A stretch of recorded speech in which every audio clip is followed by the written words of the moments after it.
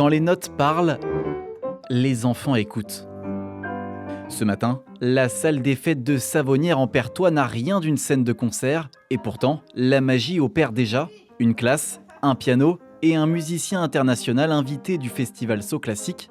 C'est ici que les élèves découvrent la musique autrement. Depuis plusieurs années, le festival développe un projet scolaire simple, amener la musique classique dans les écoles du secteur, directement au contact des enfants, pour leur faire vivre une expérience musicale. L'idée, c'était de travailler avec les enfants, de leur faire découvrir les instruments. La musique est universelle, c'est un langage universel, et c'est important. Ça fait partie de la culture. Dans tous les pays, il y a toujours eu de la musique. Si on arrive sur les 80 ou 90 gamins à donner envie à 2 ou 3 gamins à jouer de la musique, c'est déjà pas mal.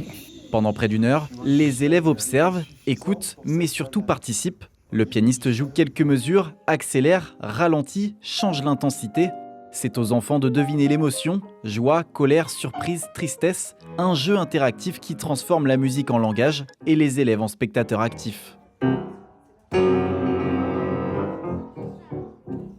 C'est la prochaine génération qui arrive, il est donc essentiel que nous inspirons et encourageons les jeunes enfants à participer, à découvrir et à avoir le courage et l'enthousiasme de s'impliquer dans la musique. Je me souviens avoir parlé avec un musicien célèbre au sujet du fait de rencontrer le directeur d'un conservatoire et il a dit non. Il voulait plutôt rencontrer l'enseignant qui enseigne aux plus jeunes enfants. Il voulait voir qui faisait ce travail parce que c'est le travail le plus important.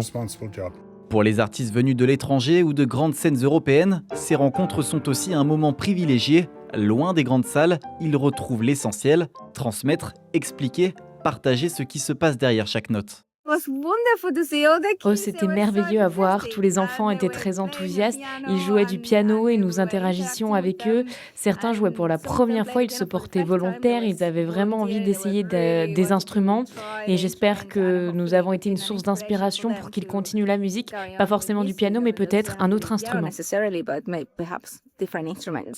Un projet scolaire aussi porté par la commune voisine de Brion-en-Barrois qui accueille une partie du festival.